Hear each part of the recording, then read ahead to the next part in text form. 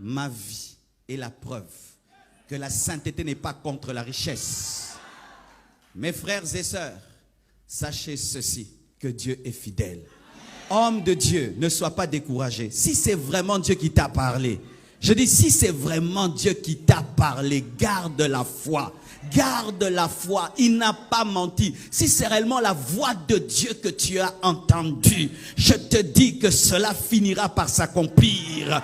Mais voici ce que tu dois faire. Si tu traverses des moments de désert, accepte de te nourrir de la manne en attendant de manger la caille et de manger plutôt le lait et le miel. Car si tu meurs de gastrite, tu seras mort avant. C'est ça souvent les problèmes des personnes qui ont la promesse. Le temps qu'elles s'accomplissent, ils tombent dans des gastrites, ils tombent dans des hypertensions, ils tombent dans l'incrédulité, ils jettent les promesses. Continue, continue. Même si on t'a promis le lait et le miel, mange en attendant la manne jusqu'à ce que tu auras le lait et le miel. Et habille-toi au goût de Jésus jusqu'à ce que tu t'habilles à ton goût. Tu sais c'est quoi s'habiller au goût de Jésus? La Bible dit ils étaient dans le désert, leurs habits ne s'usaient pas. Mais c'était la même robe quand même, le goût de Jésus. Mais en Canaan, tu t'habilles à ton goût.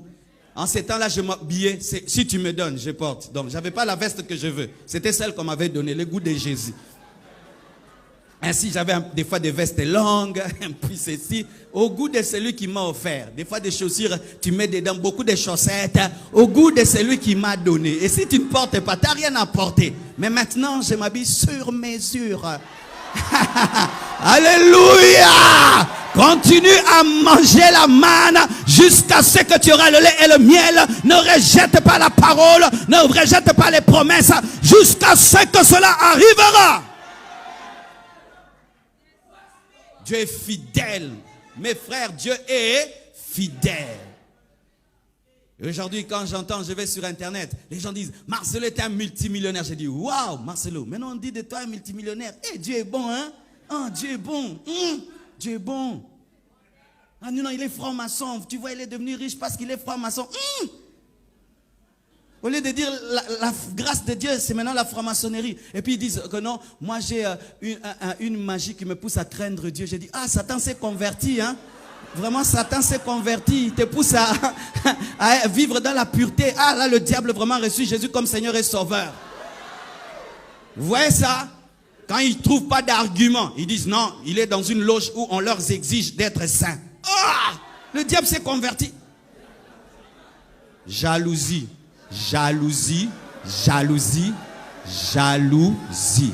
Il fallait aussi envier quand j'ai souffré. Il fallait envier aussi quand j'ai marché dans les moments difficiles, des temps difficiles. Il fallait aussi envier cela. Et où étiez-vous en ce temps-là pour dire que j'étais magicien? Où étiez-vous en ce temps-là pour dire que j'étais sorcier? Il fallait le dire en ce temps-là. Ça, c'est la jalousie. Des gens qui ont le ministère que d'attaquer les gens connus. Jalousie. C'est quand tu insultes que tu as beaucoup de vues. Quand tu enseignes, il y a peu de vues. Jaloux. Alors, il faut que tu insultes les gens pour que les gens te suivent. Si tu enseignes, on ne te suit pas. Tu es jaloux. Quand tu enseignes 300 vues, quand tu insultes 100 000 vues, jaloux. Oui, quand on voit un homme de Dieu, quand il insulte les gens, il a beaucoup de vues. Mais quand il enseigne, il a peu de vues, c'est un jaloux.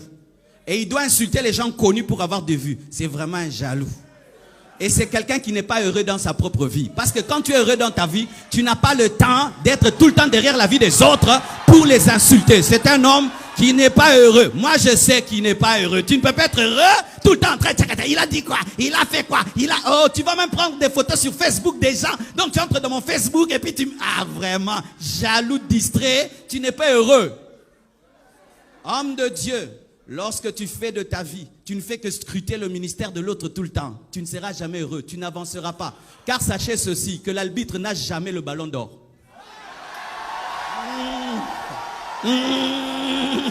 L'arbitre n'a jamais le ballon d'or. Il va te donner carte rouge, carte jaune, mais c'est Messi qui a le ballon d'or. C'est celui qui joue qui a le ballon d'or. C'est celui qui est dans l'action qui a le ballon d'or. Pas l'observateur, pas l'observateur. L'arbitre n'a jamais le ballon d'or.